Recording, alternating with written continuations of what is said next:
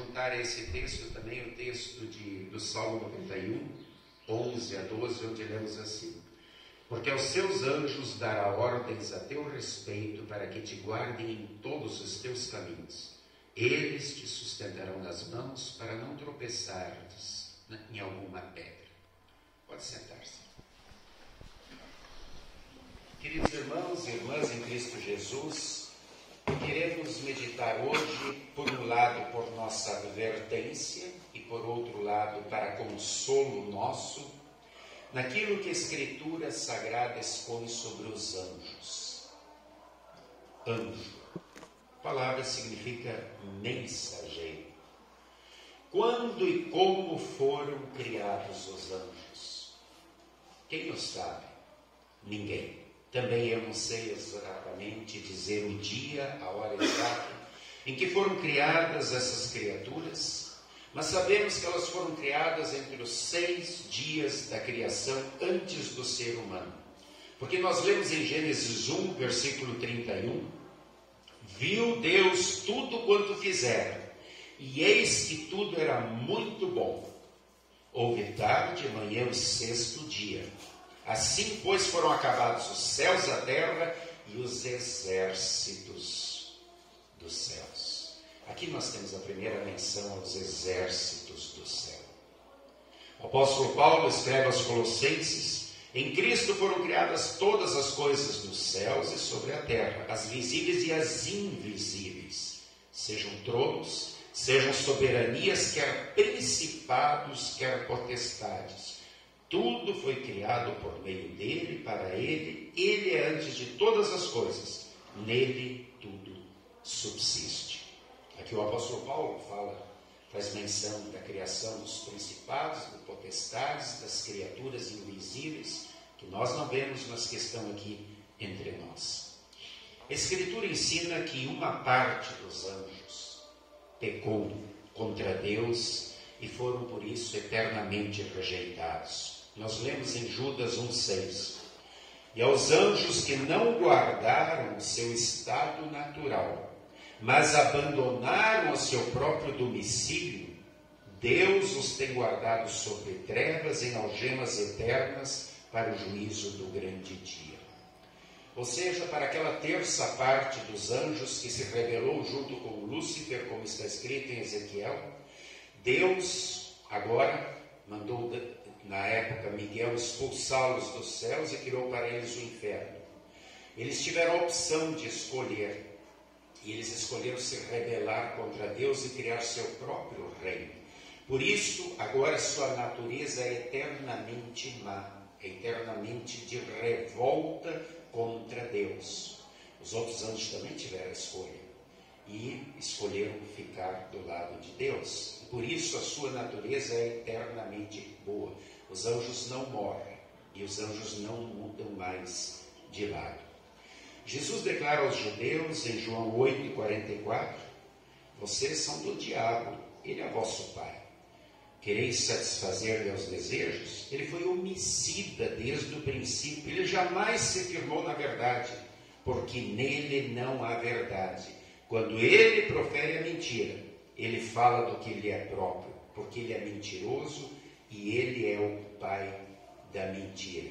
Portanto, o diabo e seus anjos, eles fazem exatamente isso. A palavra diabo é inimigo.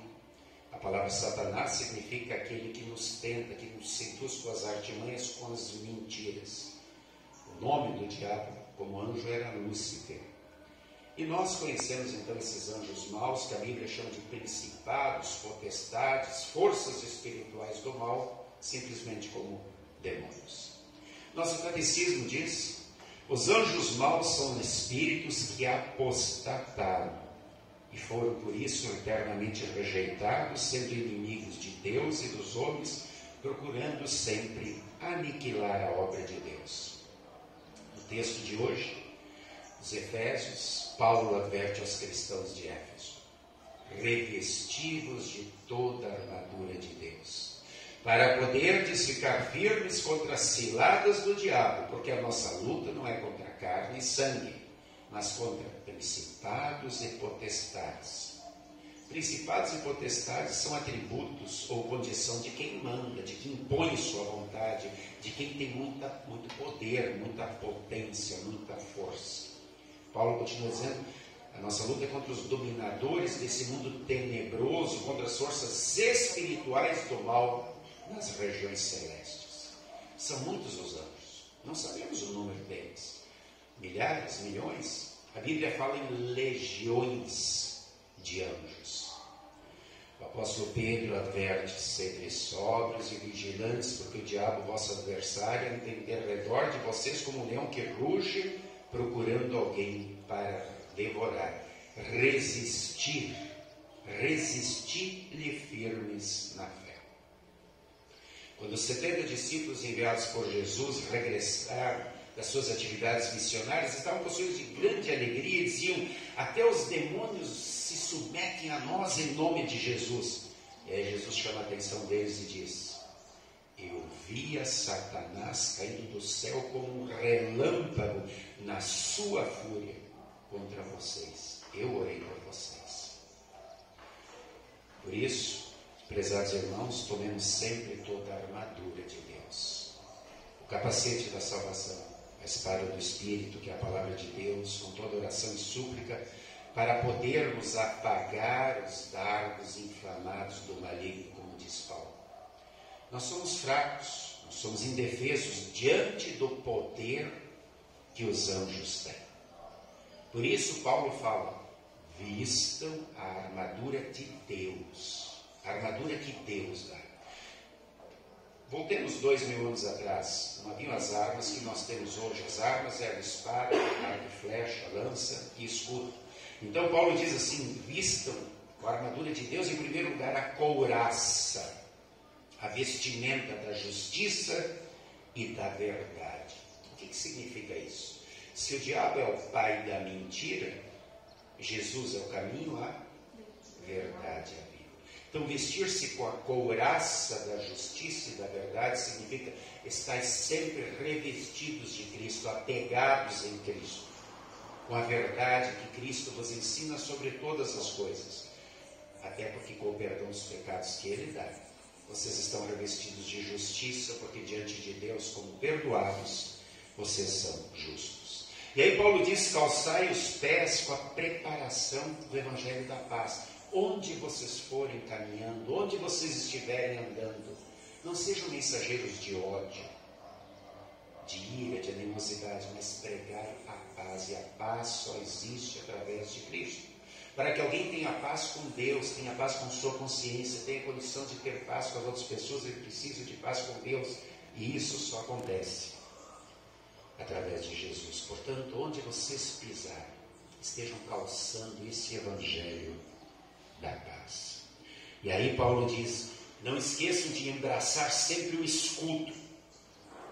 O escudo era para proteger das flechas, das lanças. Ele diz assim: o escudo da fé, que protege vocês apagando os dardos inflamados do maligno. O que Jesus tinha dito para os discípulos quando voltaram? O diabo estava se lançando com ira, como um raio do céu para atacar vocês. Eu defendi. E aqui Paulo está dizendo: use o escudo da fé para defender os dardos inflamados dele. A fé nos defende de quê? Da mentira, da dúvida, do medo, da fraqueza, tudo aquilo que o diabo quer semear na nossa mente para nos confundir e nos desviar do caminho de Deus.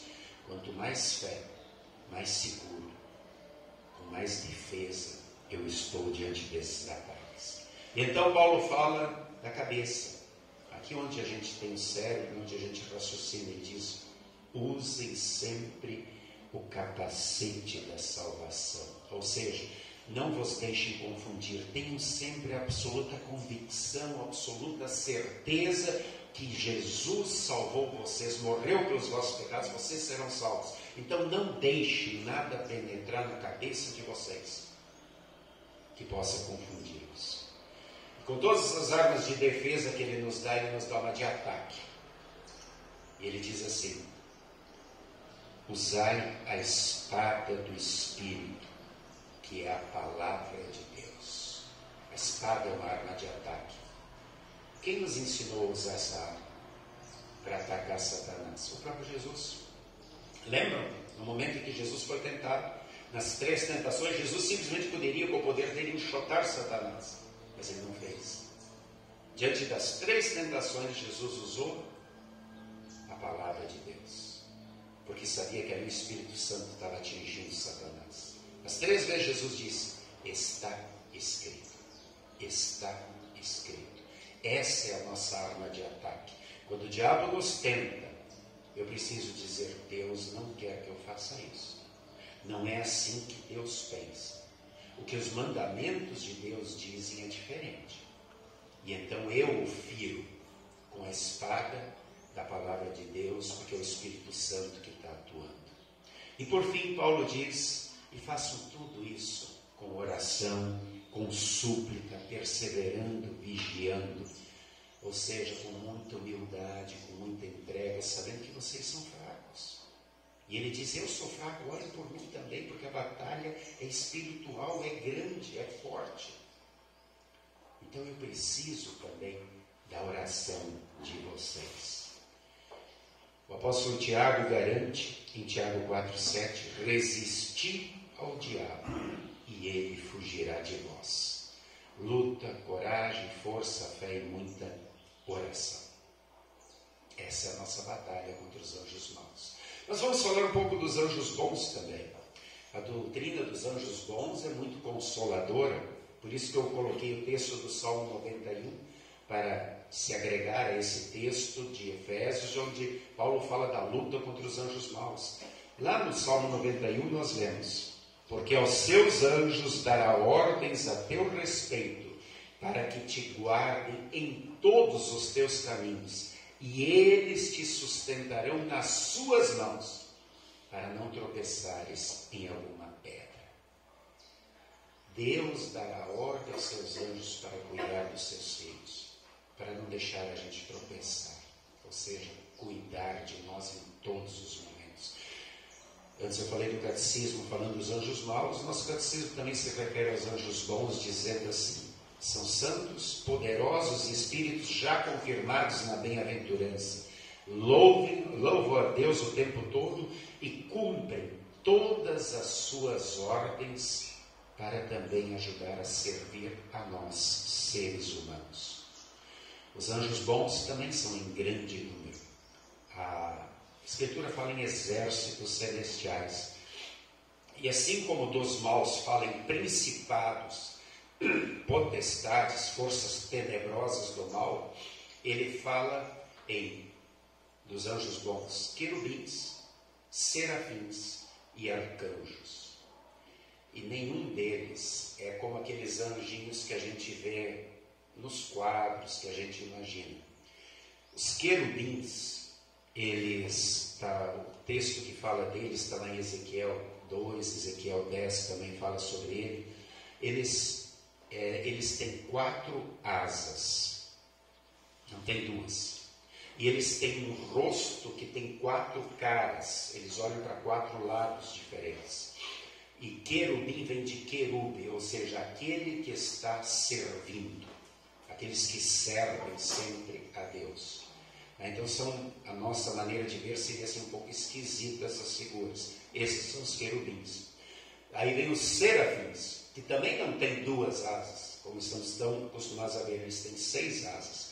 Que serafim significa aquele que arde, que inflama, porque eles estão sempre cantando os louvores diante de Deus. São aqueles que os profetas viam que com 2 asas tapavam o rosto para não olhar a imagem de Deus, 2 tapavam os pés, para que o pé representa a dignidade, e com 2 então eles batiam e voavam, enquanto sempre cantavam Santo, Santo, Santo.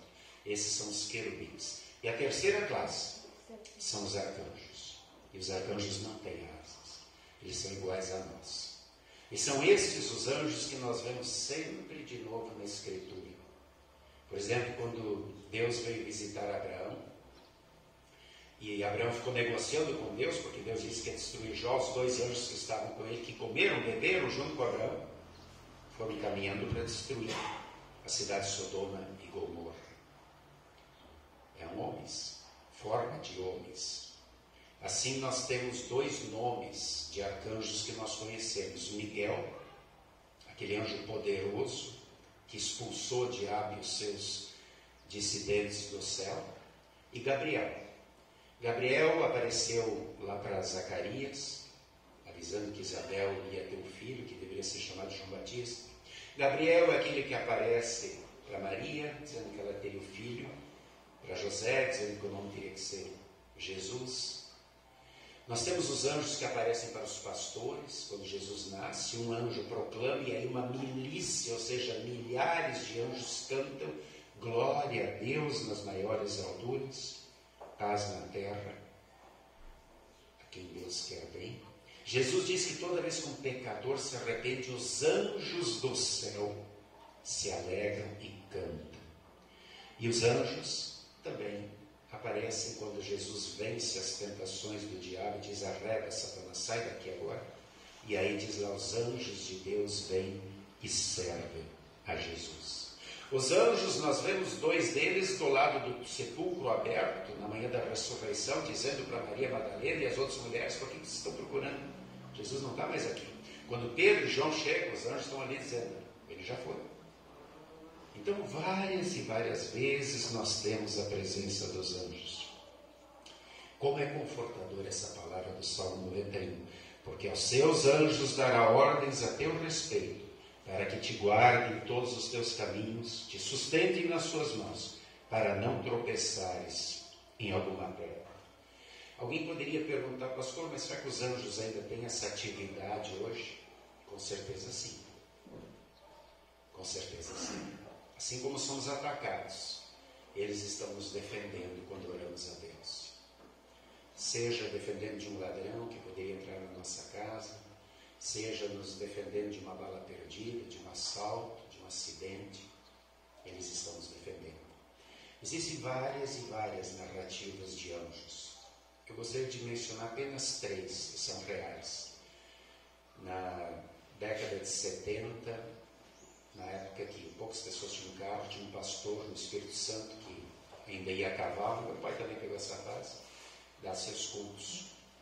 Um dia ele foi no interior e ele amoestou um membro que vivia escandalosamente em pecado, e esse membro ameaçou o pastor, disse: pastor, não sabe quem está te mexendo, eu vou te matar. O pastor ficou tranquilo, entregou na mão de Deus, continuou a vida. E aquele rapaz, ele colocou isso na cabeça. Ele ficou vigiando o espaço do pastor. E depois de 15 dias, quando o pastor voltou para pregar naquele lugar, ele tinha que passar no meio do mato.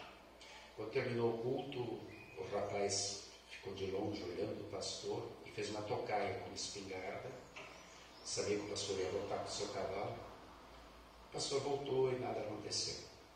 Anos depois, esse rapaz, profundamente com dor na consciência, arrependido, doente na cama, quase morrendo, ele manda chamar o pastor e quer conversar com ele. Ele precisa esclarecer uma coisa. Então ele diz: pastor, o senhor lembra quando o senhor voltou lá para dar o culto outra vez? O senhor não me viu mais, mas eu estava vigiando o senhor do meio do mato. Eu fiz a tocaia. Aquele era o seu dia. Eu ia cumprir minha promessa, eu ia matar o senhor. E eu vi o senhor saindo de lá sozinho a cavalo. E só não dei um tiro porque ali no lugar onde eu estava aguardando, o senhor estava com todos aqueles outros cavaleiros de branco. Onde é que o senhor arranjou aquele monte de cavaleiro? O pastor disse: não tinha ninguém comigo. Eu fui e voltei sozinho. O outro fato aconteceu numa cidade grande, lá no sul, onde um casal estava perdido à noite. Eles tinham ido se perderam, entraram num bar bem perigoso e aí estavam apavorados, eram cristãos, oraram para Deus para que Deus os ajudasse a sair daquela localidade. Aí o rapaz parou no posto de gasolina e disse: vou perguntar do frentista.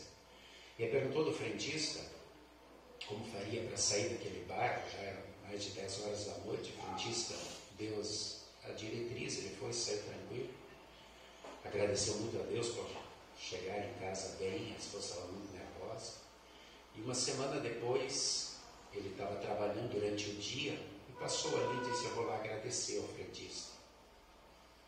Quando chegou lá, não tinha nem posto de gasolina. Era um terreno baldio abandonado. O terceiro caso que eu quero mencionar é um professor meu, o professor Arnaldo Chico.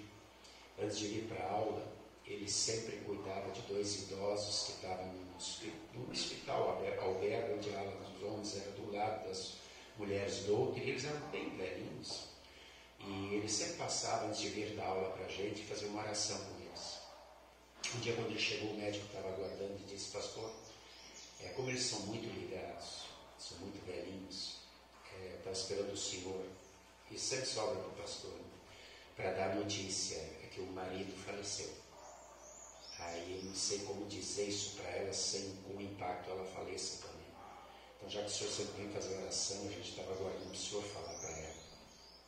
E o pastor orou a Deus para que Deus desse as palavras corretas para ela.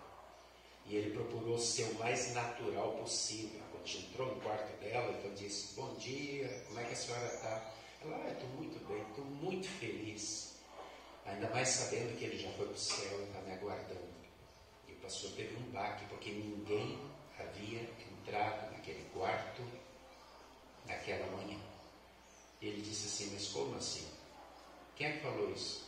Faz mais ou menos 1h30 que veio o senhor de branco e disse que eu não era para me preocupar, que Deus levou o meu marido e que daqui a um tempo ele veio me buscar também, mas ele está muito bem no céu me aguardando. Não havia entrado ninguém naquele quarto.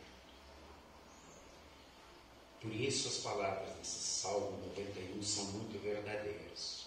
Os anjos do Senhor, eles estão aqui para nos proteger, para cuidar de nós. Nos dias tumultuados em que vivemos, cercados de tanto perigo a cada passo, principalmente quando estamos em cidade, em viagens, oremos a Deus, para que eles nos protejam. Quando estivermos no interior, ou de repente fazendo trilhas, corremos risco de sermos atacados por animais selvagens, cobras, aranhas, escorpiões, cair no precipício. Muitas vezes nós nem percebemos, mas os anjos estão ali, nos protegendo como protegeram aquele pastor. Tem um quadro muito bonito em algumas casas antigas, que sempre me vem à mente quando eu lembro de anjos. Na minha avó tinha esse quadro, 2 crianças atravessando uma pinguela, aquelas pontes de corda, assim, toda arrebentada, no meio de uma tempestade, e um anjo voando e protegendo aquelas crianças. Tantas vezes também, diariamente, o mal tenta nos atacar. Talvez por assalto, morte, acidentes.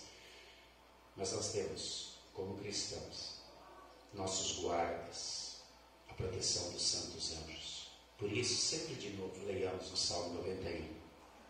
Porque aos seus anjos dará ordens ao teu respeito, para que te guardem em todos os teus caminhos. Não devemos nunca orar aos anjos, porque eles são criaturas como nós. Nós vemos João lá em Apocalipse, quando o anjo está mostrando o céu aberto, ele cai de joelhos diante do anjo, diante de todas aquelas maravilhas e quer adorar, e o anjo diz: peraí, levanta João e diz: não faça isso, adora só a Deus. Eu também sou um conservo, eu também sou uma criatura. Devemos orar sim, sempre ao Senhor Deus, e pedir que Ele nos oriente, guarde, guie e principalmente que Ele sempre mande seu anjo para nos proteger. Que assim seja. Amém. Ó Deus,